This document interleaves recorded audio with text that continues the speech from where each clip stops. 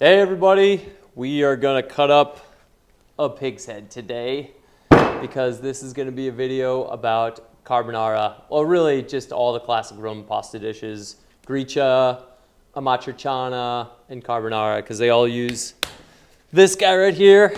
See that? Nice seasoned fat right there off the pig's cheek. This is a nice honkin' pig cheek right there. We got some nice teeth sticking out there. Beautiful. But if you're using bacon pancetta, that's cutting corners. No Italian will be happy with you. Don't do that, especially fucking bacon. Bacon's delicious with eggs. Bacon's delicious and other stuff. Don't do carbonara with bacon, please. For the love of God, just listen to your butcher.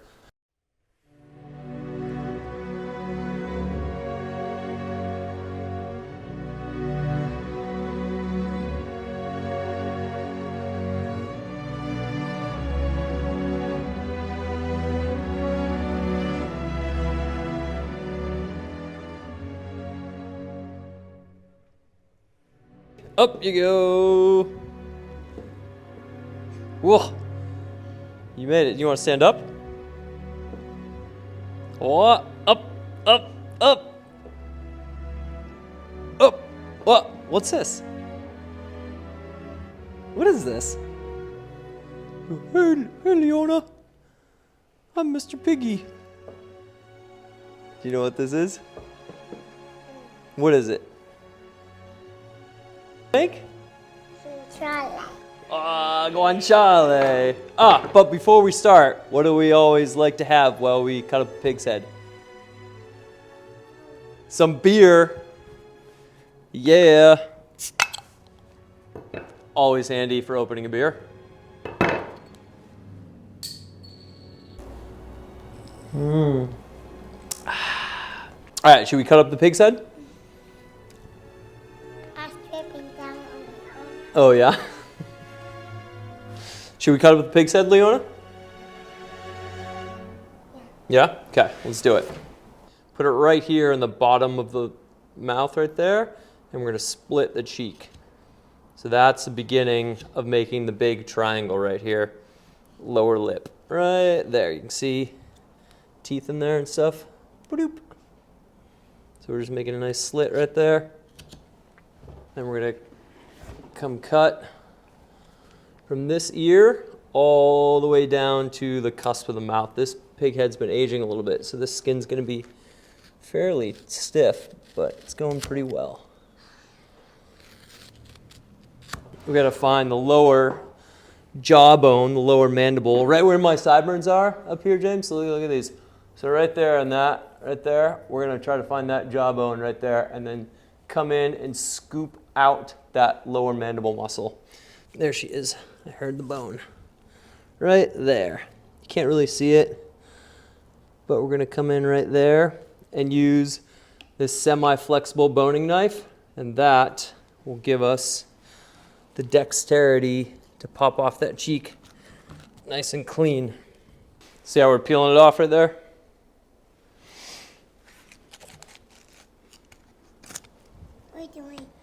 Cutting the pig's head, babe. Why? So we can make guanciale. Come over the top of the upper mandible.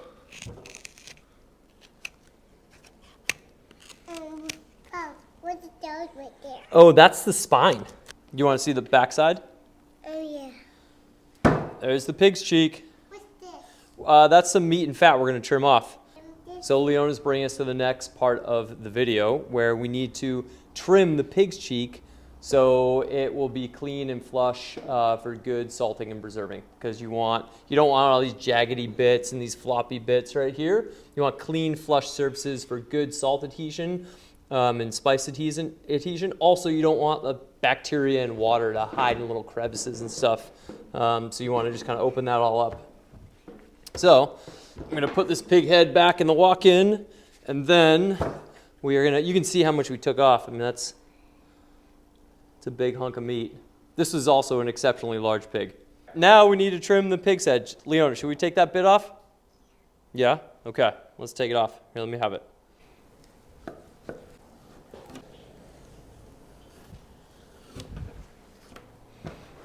All right, so I don't like cutting into lean meat, but if they're little flappy bits, you still gotta take them off. Thankfully, I'm a good butcher, and I took these off just the way I needed to. So right here, you see this dark line, that's artery, vein, I don't really know. If you're a doctor out there, put in the comments if that's an artery or vein so I can learn from you. But we want to take that out because that is a bunch of liquid which will breed bacteria, and we don't want that in there. All right, there we are. Clean, flush surfaces. Now, we are going to take some wine and spread it on the cheek. Leona, do you want to help spread wine? These heads aged a little bit, so the skin is like leather. So the salt won't really adhere to this. So if it's really just hard and tacky, you want to put some wine on there. The acidity and the alcohol help kill bacteria. And then the liquid form of it just kind of gets it tacky for mechanical adhesion to the salt. So just a little splash of wine, and we rub it all in. Yeah. Just got some wine on it. Why? Because I dumped wine out on the table. Whoop! So, after that, we are going to make a spice kit with all of our seasoning. So, we're going to start making our spice kit with pestle and mortar, because we crack fresh spices, salt, whole peppercorn, fennel seed, oregano, basil, chili flake, and whole garlic cloves, and a swig of beer. If you're watching, you should take a swig of beer too. Gricia, amatriciana, and carbonara. So now we're gonna make our spice kit. Oh, also I forgot the jar, and a fork is really handy to mix your spice kit up like that. But before we add any seasoning, we're gonna toast fennel seed and black pepper. This weighs about 3 pounds, so roughly speaking, get your notepads out, you want, roughly speaking, a flush tablespoon of fine sea salt per pound of green flesh. And then we're gonna take our pot, put it right there, and then I typically do about a teaspoon of black pepper, so we'll just put that in there, teaspoon of fennel seed, like that, and maybe a little bit more. Yeah. And you'll notice, especially the fennel, will go from this licorice anise flavor, which is fine and dandy, but I don't feel like having licorice and anise on my guanciale, to this nutty, round, kind of more robust. This is also bringing the oils out of the peppercorn and the fennel seed. We're gonna let that toast, then we're gonna take the pestle and mortar, crack them, add them in here, then we're gonna give a sprinkle of salt. You can add your other stuff in there, but I don't like to put too much in because then it forms a barrier between the salt and the meat. And so I'm gonna apply the oregano, the chili flake, and the basil, and the garlic after I get the salt all on there. Throw our seasoning in there.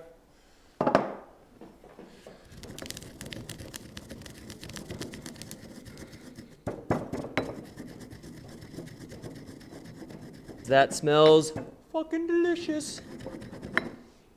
Okay, we're gonna put a little bit of that into the salt, and we're gonna hold that off to the side. And then we're just gonna give a light little mixture just to mix it all up so it gets equally dispersed.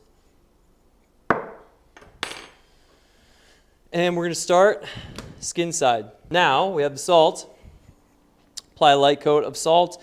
Essentially with fine sea salt, I think about 1.5 crystals thick is about what you're going for. That's a little thick. That's what we're looking for right there.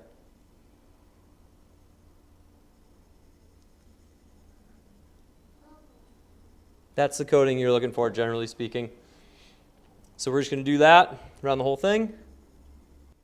Okay, and then don't smear and move it around. Just pack it in so it doesn't slide off when we go to flip it or move it around. None of this smearing, because then you're just moving piles of salt and seasoning around. You're not really helping it get in any better.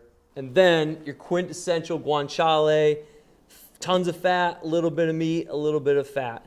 That's the guanciale you're familiar with. So then you just take it and it's all right there. But then since I just showed you how to take off a whole chunk of a pig face, you want to keep the jowl muscle Hardly any of the guanciale you ever see has this, but if you talk to an old grandmother outside of Rome, you get the jowl muscle and you get a nice, beautiful triangle. And this lower lip right here, we're going to take a piece of butcher's twine, stick it through here, and this acts as a perfect hanger right here. You hang from this little doodad from your rafters or in your wine cellar or wherever you feel like you can hang it. And it works out really, really well.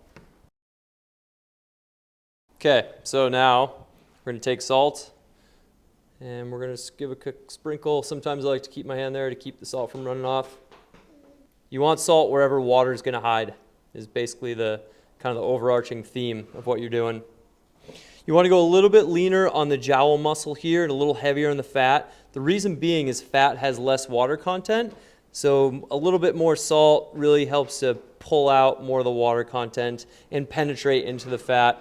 We're going to start putting on our seasoning on the outside. Now the salt is in the meat and on the fat. It's going to start, osmosis is going to happen. So water is going to get pulled out.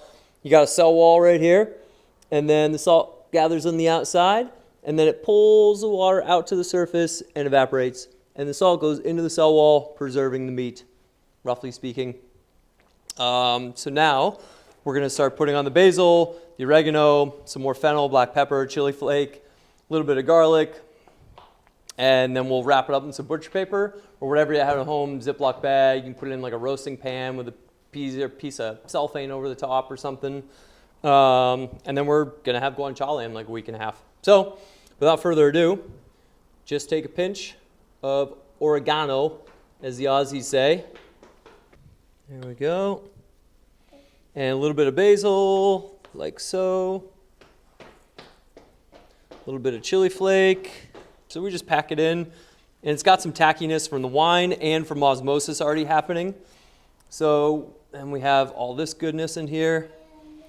The toasted fennel and black pepper. There we go. Put some black pepper in here.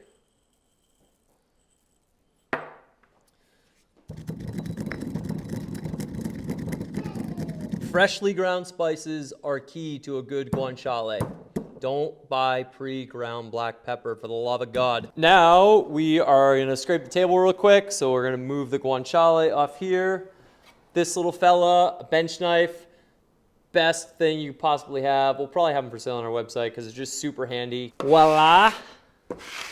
Okay, so now we're just going to mince up some garlic real quick so we can put a little bit of garlic over the top. And we are using fresh garlic. And you want to use fresh garlic so you get all the nice oils coming out of them.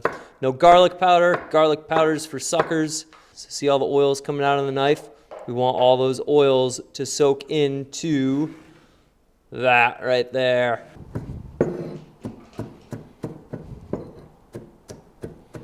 Okay, so we got the garlic on the metal thing, according to James's astute butchery terminology. It's literally a metal thing. It's a metal thing. It's a big, heavy metal thing. And we're just going to put some garlic. I like to put it more in the fat, a little bit on the jowl muscle, and just spread it around. Just kind of press it in. Something will stick to your hand. So now we're going to use a butcher's needle. It's a butcher's twine. And we're going to thread that lower lip like I was talking about earlier. Cut a little piece of string. Woo. See that hole? Stick it right through there. Pull it through, and then we'll take the guanciale and the little lip part and make sure you don't stab yourself. Get a little turtle head going there, and then push it all the way through, and that pulls out, and then you pull this through, and then you have a string to hang it by. Is there a special butcher's knot that you use? No, not for this one, just a quick overhand. Ba-doop.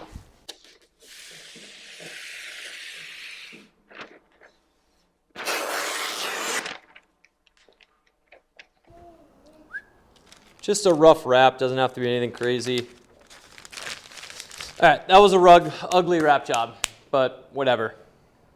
Cheers. Make some guanciale, make some carbonara out of a pig's head. There you go, pig's head to carbonara. We're done. Bye-bye. And by the magic of TV, this instantly appeared. Well, I made it like 3 months ago. But you get the idea. And then this is our butcher's butter, our garlic rosemary butcher's butter. It's pork, garlic, salt, black pepper, freshly chopped garlic, freshly chopped rosemary from my garden, Here, that's the towel. black pepper. Oh, that is a towel. Thank you, Leona. And a high acid white wine. We mix it and then make it a smear. And here's your guanciale. Like that. Skin's really tough, so that's what you're looking for. Delicious and nutritious. Yeah, right here, see that? Nice seasoned fat right there off the pig's cheek. This is a nice honkin' pig cheek right there. We got some nice teeth sticking out there. Beautiful.